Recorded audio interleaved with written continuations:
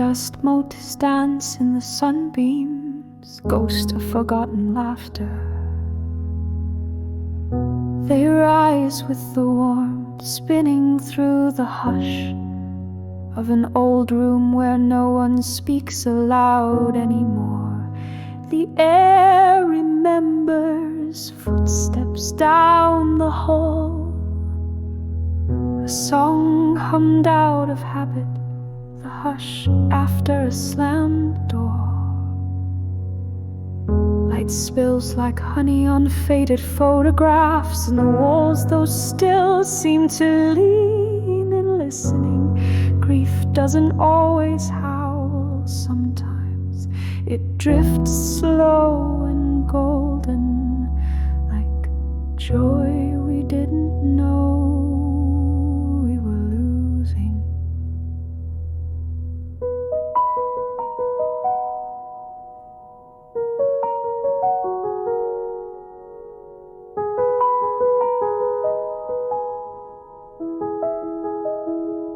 The abandoned well remembers the weight of buckets and wishes, iron groaning, rope fraying with hope, each echo a longing cast into dark. Moss lines its mouth like prayer beads counting dreams. No one returns to the stone is cracked, but listening still, thirsting not for water but for voices. A child's laughter once fell deeper than any drop of rain.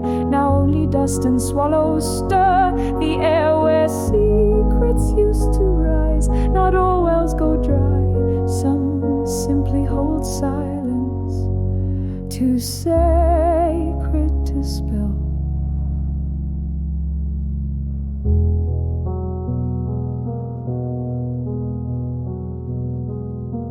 Cracked porcelain dolls hold the echoes of childhood dreams, button eyes wide with vanished wonder, lips parted in eternal surprise. Once cupped by small sticky hands, now they sit in silence, skirts wilted, lashes faded, their joy sealed behind glass and time. They watch tea parties dissolve into years, names slip from memory's grip, and lullabies unravel like thread from a well-loved hem. But still they keep the scent of warm milk and twilight, the hush of bedtime stories, the flicker of a nightlight guarding what innocence remains.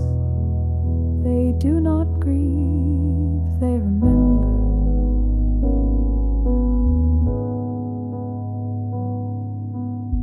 The scent of lavender lingers, a phantom embrace, clinging to linens and twilight. It drifts from the folds of a sweater that once held warmth and laughter, now folded in silence.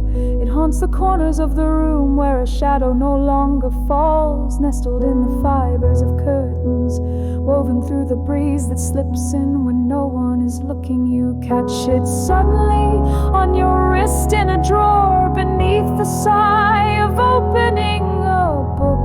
And for a breathless moment she is there, not gone, just soft and blooming in the quiet. Empty rocking chairs creak with the rhythm of absent hearts, a lullaby for no one drawn from floorboards and dust. They move as though memory rocks them still, back and forth through old sun rays that slip through lace curtains like fingers reaching for the past.